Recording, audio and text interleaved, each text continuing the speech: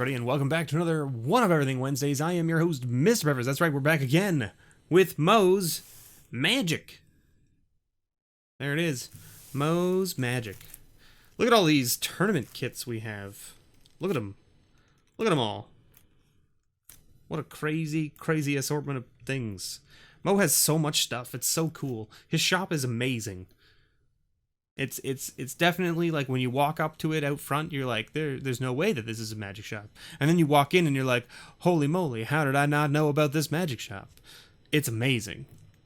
It's absolutely phenomenal. Mo, thank you so much for just being great and being around. I'm so happy that I found your shop. And I'm looking forward to a long and lengthy relationship of patronage. So let's get right into it. For those of you who don't know, the One of Everything series is where I go to local LGSs in and around the area that I live, and I open up one of everything they have available at the time that I'm there. And by one of everything, I mean generally booster packs. MOZ was an exception because he had also tournament packs from 18 different sets, I think is what we said. Yeah, 18. And that is astounding for this day and age. Like, go to any LGS and tell me if you can find 4th edition starter kits.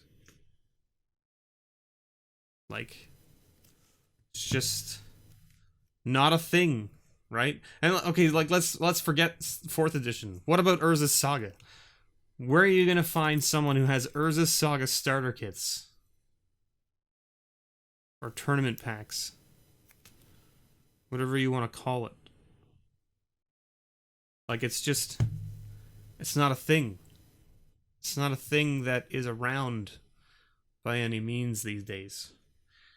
Anyway, we're going to be opening up Mirrodin and Onslaught today and seeing what we can find to put to the patron pile. If you don't know what I'm talking about, everything we open up in the One of Everything series that is essentially of value, of dollar value, goes into a thing called the patron pile. The patron pile is a huge assortment of cards. Every patron of mine that is at one of the magic tiers, essentially $8 or higher in the MTG tiers, gets a pull every month that they roll over. So the first month you sign up, you don't get anything. But the second month, you get something. The third month, you get something. So every patron who rolls over every month gets a pull from the patron pile. The cards are generally worth well over $1.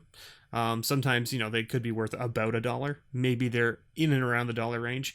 If that's the case, I generally try to put 2 together into a package, and you get 2 cards that are both around $1, and maybe that doesn't matter because they're both playable. And it's stuff I open during this series. Like, I don't, it's not stuff that I go out and buy. It's not stuff that I go out and look for to put into the patron pile. This is all stuff I open here on the channel, and you could get it in your little hands. Your hot little hands. All right, Mo, let's do this. Let's get into Mirrodin and Onslaught. All right, everybody? We're going to stack these up and get them out of the way so that I can open up the cards and put them on screen here. Ba-boom. Ba-bam. Those go off to the side over there like so. Can you guys still see them? Are they still in shot? Let's put them like here-ish. That seems like a good spot, right? All right, Mirrodin's first. Let's crack it open. I prefer cutting these with X-Actos, even though I know they generally have like a pull. They normally have like some sort of pull thing around the outside, but rather than fiddle with it and fight with it, I would rather just open it up with the X-Acto knife, and away we go. So there's our Mirrodin box. Put that over there for the moment. And of course you can see, ooh, look at that. Got our foil, but it's a land. But that's okay, I like foil lands.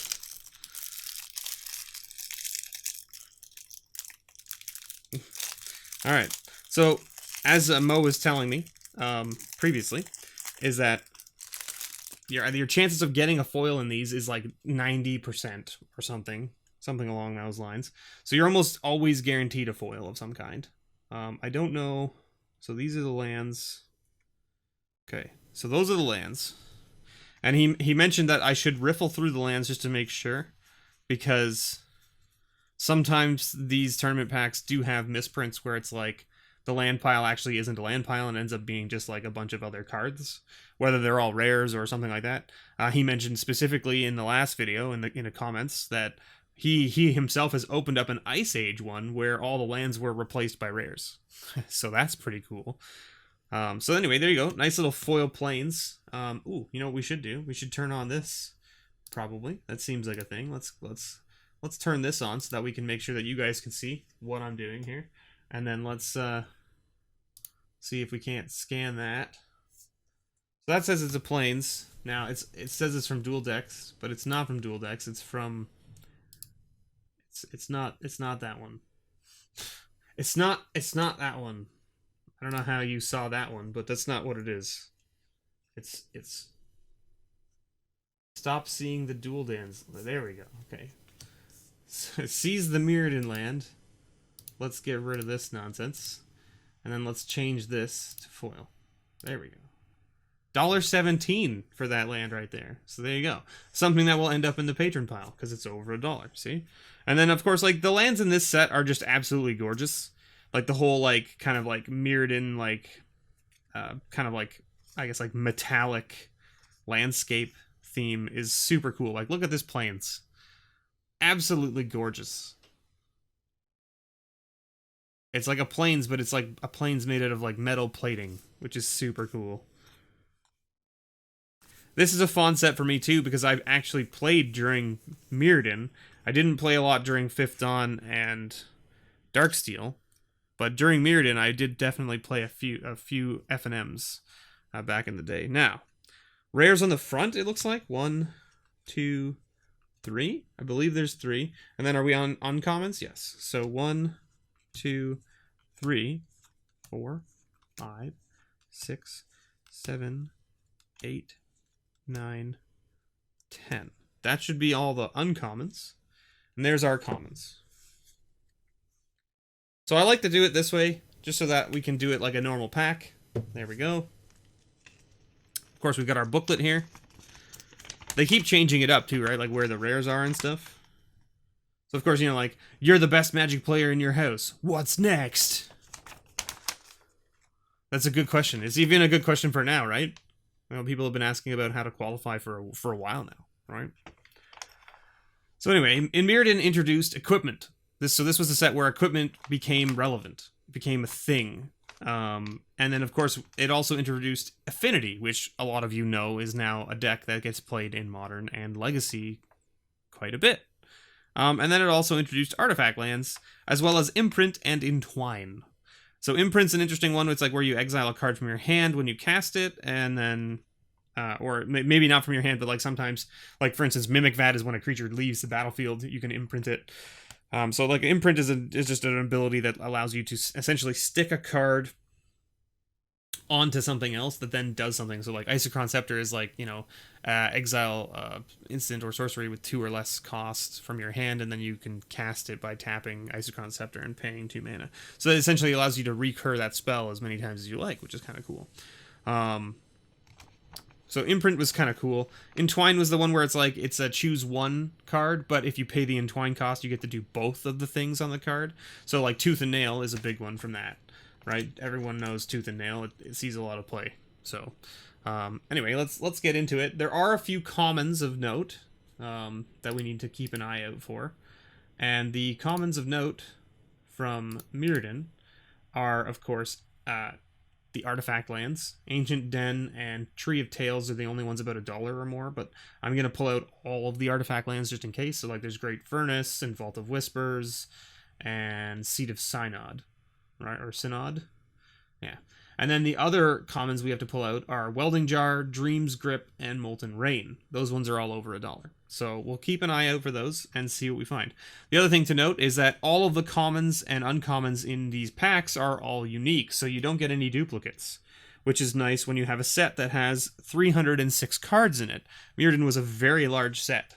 So your chances of hitting like those cards is probably not super high, but you know, we'll still take a look. Right? Sphere of Purity, Necrogen Spellbomb. Oh yeah, the Spellbombs were from this set too. I forgot about that. Elf Replica, Razor Barrier, Spike Shot Goblin, Thoughtcast, yeah, one of my favorite cards. Leonin Scimitar, Tel Gelad Chosen, Somber Hoverguard, Chromatic Sphere, another one, not too shabby.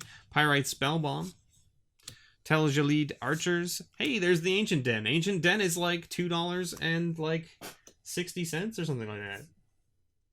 Look, it says it's $3, but it says it's from Plane Chase. Let's see if it actually finds the other edition. Hey, it does. There you go. $2.74. Goblin War Wagon. Terror. Man, I remember Terror. Terror's a great card. Copper Mirror. Gold Mirror. Sunbeam Spellbomb. Override. Battle Growth. Nim Lasher. Steel Wall. I just added this to my Arcades deck. Nice 1-drop 0/4 wall. Leonin Dengard. Fists of Anvil.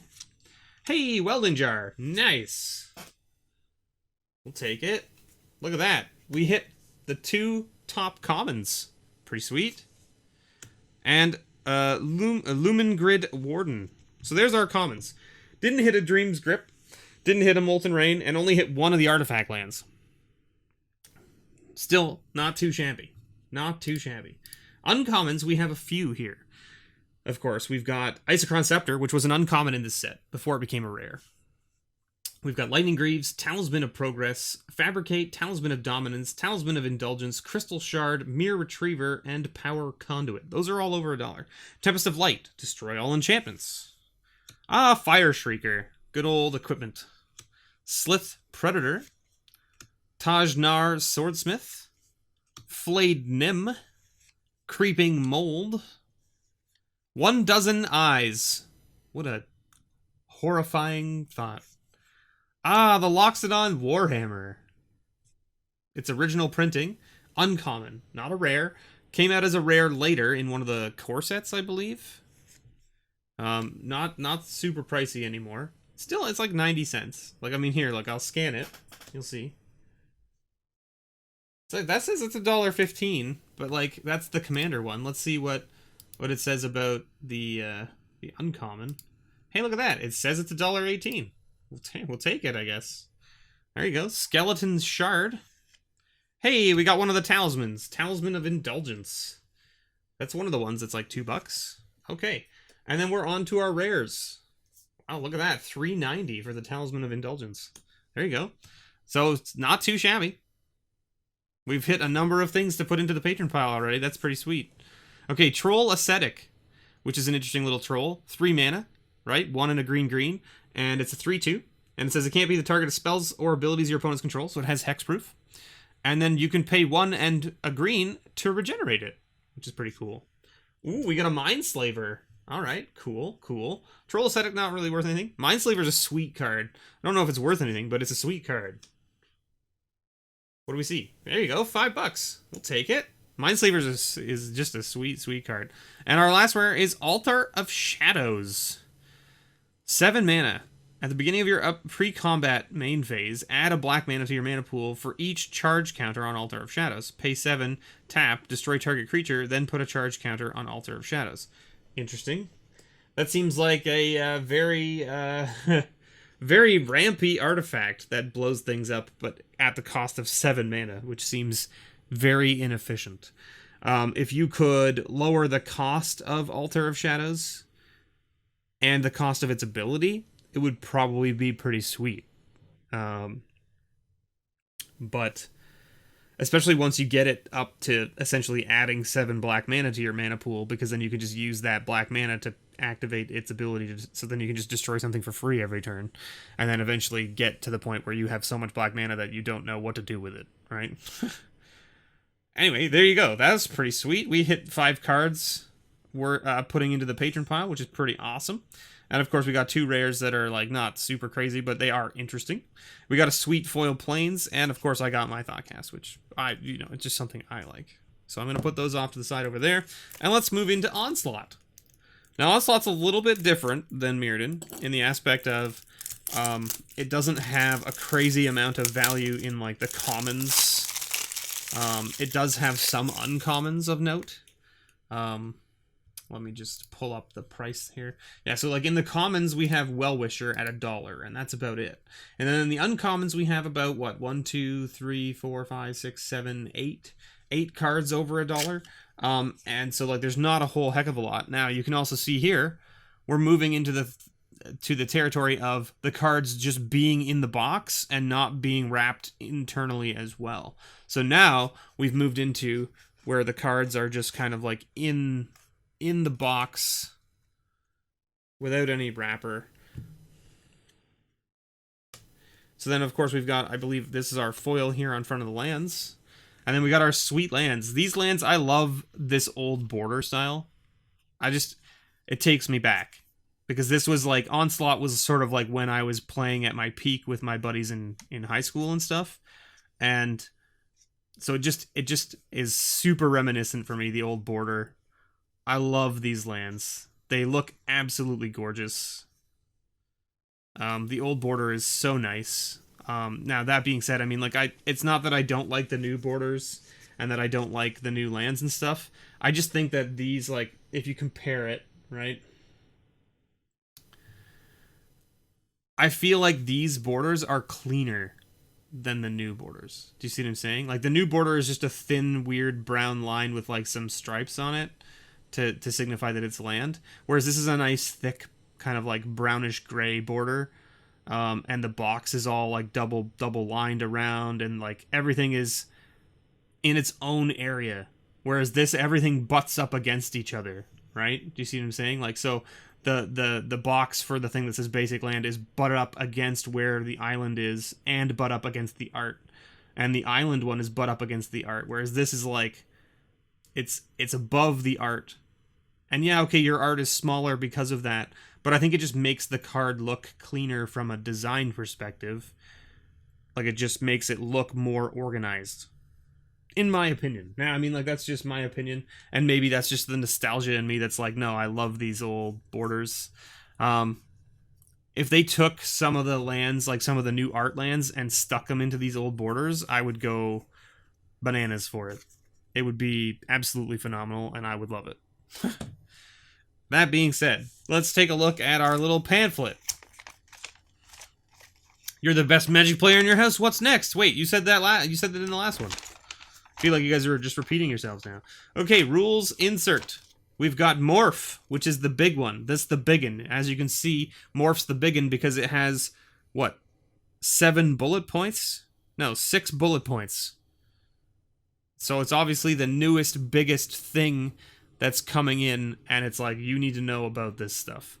So Morph, of course, if you don't know what Morph is, it means that you can essentially play the card from your hand face down onto the table for 3 mana of any color. So 3 generic mana. And then it will have an ability on the card called Morph, which will have a separate cost. You can then pay that cost to flip the card face up. When you do, it generally does things. Most of the time. For instance, the example card they have here, which is the Ascending Aven, it doesn't do anything when you flip it face up. Right? But it's a 3/2 flyer. So you can be like, I have a 2/2 on the ground that can block, and then I can flip it over, and now I have a flyer that you can't block, and I can swing in. So there is that, right? Then Fear was a new mechanic that came in. Fear is a keyword for an old ability. It just simply means that the creature can't be blocked except by artifact creatures and or black creatures, which was an old mechanic, just didn't have a keyword. So now it has a keyword. It finally got keyworded. Look at that. Then we got tribal cards. Tribal cards, I mean, already sort of existed, but Onslaught sort of brought it into more relevance, right? So there was a lot more things that did stuff for tribes, right? For instance, the Wirewood Pride, right? Target creature gets +X/+X until end of turn, where X is the number of elves in play. It's very specific to a tribe, right? Then we have Cycling. So Cycling, right, was first printed in Urza's Saga, as you see, right? So they've brought it back for Onslaught. So there you go. So Urza's Saga had Cycling, but so does Onslaught. So very nice to bring that back. So they're just going to give you a refresher, like, here's what it means, here's what it did, there you go. Chain spells. Chain spells, so Onslaught set contains 5 chain spells. So there's only 5 of them. 5 chain spells. But they felt they needed to talk about it in here. I think it's like, what is it? Chain of Vapor is one of note from the uncommon slot. Right, so the Onslaught set contains 5 chain spells. Each time a chain spell affects you or a permanent you control, you can chain it to someone or something else. For example, Chain of Smog says, target player discards 2 cards from his or her hand. That player may copy this spell and may choose a new target for that copy. When a chain of smog, when a chain of smog, either the actual card or just a copy targeting you resolves, you can make a new copy of and chain the spell to someone else. So, interesting, right? Chain spells are an interesting thing for commander formats because, of course, you've got, multiple players in one game. So that's kind of interesting. So then, of course, we're going to have our rares on the front, I would imagine. 1, 2, 3, right? And then this should be an uncommon. Yes.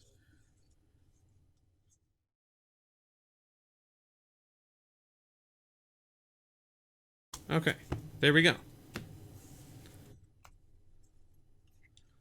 So there you go. So in the commons for this set, things that we're going to add to the patron pile, not a whole heck of a lot. Maybe a Well-Wisher if we see it.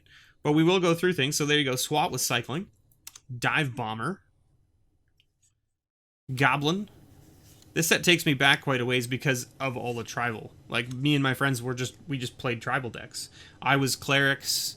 My buddy was Elves. My other buddy was Dragons, even though Dragons wasn't really a tribe, per se. He just liked Dragons, so he played Dragons. And then one of my buddies made like a Beast deck, but he called it Lions, Tigers, and Bears, oh my, and just, like, didn't do any tribal stuff. He just threw in all of the 2/2 beasts that he could find that fit into those 3 categories, Lions, Tigers, and Bears. And he was just like, I just put all of these into my deck, and then I have a deck of just, like, random animals. And I was like, you do you, man. As long as you're having fun, that's what matters. Nantuko Husk. Pacifism. Good old pacifism with the old art. Nice. Charging Slateback. Mage's Guile. Taunting Elf. Good old Taunting Elf. I lost many a games to Taunting Elf. Crown of Suspicion. Glory Seeker. Nosy Goblin. Choking Tethers. Disciple of Grace. Break Open. Information Dealer. I love this card. This card's in my wizard deck. I have a mono blue wizard deck that I built a long time ago, ages and ages ago, like prior to Return to Ravnica block, and it has this in it to just like scry my deck away, basically. It doesn't like scry, it lets you put them back in any order on top, but like you basically, like, once I have like 3 or more wizards in play, I get to control my draws for the next like 3 or 4 turns, which is pretty sweet. Wirewood Pride, there you go. It's like the example card that was in the pamphlet. Disciple of Malice. Demystify. Brightstone Ritual. Crown of Ascension. Elvish Guidance. Screaming Seahawk.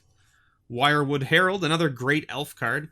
So 2 mana, 1/1. But when it comes into play, when it's put into a graveyard from play, I should say, you may search your library for an elf card. If you do, reveal that card and put it into your hand. Right, lets you go and fetch any elf from your deck, which is pretty nice. Haunted Cadaver. Renewed Faith. Wave of Indifference. Crafty Path Mage. Natural Eyes. Dirge of Dirge of Dread. My goodness, not Dirge of the Dread. Dirge of Dread. And we're on to uncommons now. So there you go. We didn't even hit the Well-Wisher, unfortunately, but that's okay. So we've got Whipcorder, which is an interesting little soldier. 2/2 for a white, and it says pay a white and tap this creature, tap target creature. But it also has Morph, which is kind of neat. Then we've got Lightning Rift for 1 and a red enchantment. Whenever a player cycles a card, you may pay 1. If you do, Lightning Rift deals 2 damage to target creature or player. It's interesting that you can, like, essentially when any player cycles, you can pay 1 and then do 2 damage to anything. It doesn't have to be to the person who cycled.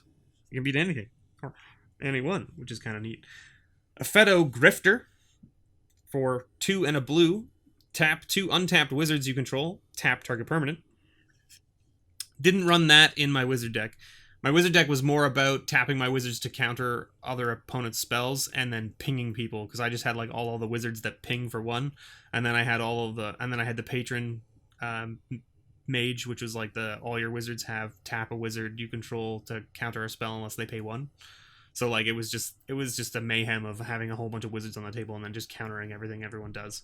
I don't play that deck much anymore because it wasn't a lot of fun for other people. Invigorating Boon. Gluttonous Zombie. Fear. There you go. There's Fear. A 3/3 for 5. Commando Raid. Until end of turn. For 2 and a red, I should say. Until end of turn, target creature you control gains. When this creature deals combat damage to a player, you may have it deal damage equal to its power to target creature that player controls. Neat. Fleeting Aven.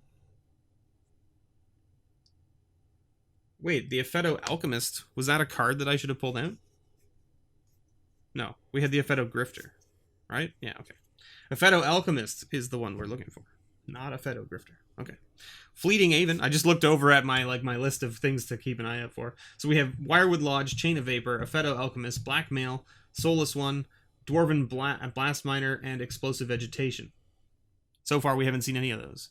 Primal Boost, and then we're going to be on to rares here, I believe. Bone Knitter, good old Zombie Cleric, and then rares. Oh, no, one more uncommon. Okay. Catapult Squad. 2/1 Soldier for 2, 1 and a white. Tap 2 untap soldiers you control. Catapult Squad deals 2 damage to target attacking or blocking creature. Alright, we're now on to rares. Death March. Now, I don't know what any of these cards are worth because I haven't looked them up. So I'm just going to scan them and see what they come up as. Death March, or Death Match, I should say. Death March. Death Match. My goodness, it's not an R, it's a T. For 3 and a black, enchantment. Whenever a creature comes into play, that creature's controller may have target creature of his or her choice get -3/-3 until end of turn. Interesting. Interesting. That sounds like a card that could cause a lot of havoc in Commander games. Read the Runes. Draw X cards. For each card drawn this way, discard a card from your hand unless you sacrifice a permanent. Okay. Yeah. Ooh! How about an original Wooded Foothills? That's pretty spicy. So we might have missed out on the commons and uncommons, but how about a fetch land?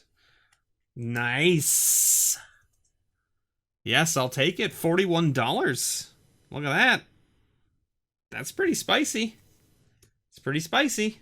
I guess we should put it in the pile of things going to the patrons, right? That seems like the plan. And of course, our foil. And Ixdor's Will. Counterspell. Nice. Do you actually scan? Oh, yeah, okay. You did scan. That's good news. And what if I tell you it's foil system? What are you going to tell me then, huh? Is it going to be like some crazy value? 24 cents. Not so much. But still. It's got the old foil with the star wipe on it. See? Look at that. There it is. Right at the bottom. Can you see it? Yes, you can sort of see it there. Yeah, nice. There it is. The good old foil star wipe. Woo! Or not star wipe, but like star streak or whatever you want to call it. We had a lonely sandbar there as the only land in the onslaught pack. But there you have it, everyone. That was a long haul, but that's because I got rambling about my reminiscing of sets, and I hope that's okay with you because it's going to probably happen again when we get to some of these other sets that I played through. So thank you so much for watching, everybody. I hope you enjoyed. Don't forget to go check out MOZ's store. He does sell to Canada and the US. So make sure that you check him out if you're interested in buying things. He does have a shop that does sell both to both those nations. So check it out. It's the link below in the description. Thank you, Mo, for being a stand-up member of the community. I really appreciate it. I look forward to doing more work with you in the future. And thank you all so much for watching. I really appreciate it. And big thank you to my patrons, of course. That's why we're giving these cards back, because without them, I wouldn't be able to keep doing this stuff. So thank you so much, everyone. And as always, may your pulls ever be better.